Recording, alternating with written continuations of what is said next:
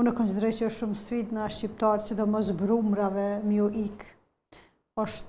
Ndoshta duket edhe e pa kapshme me prit qoftë një musafir ose me kalu java, pa gatu pite, duket që nuk me mirë pret edhe ato që të vjen, po duket si një lloj edhe mos respektin ndoshta edhe ndaj vet familjes ose fëmijëve to që din shpesh herë më të kritiku veç mas ato më shumë me të familjes, që shme shpjo bën fëmijëve pite, po ata me çka kanë me urrit. A mendon që na duhet halakume e te i kalu që to që me i rradhu pitet? Se më për flia mos flasim, që është dimër se...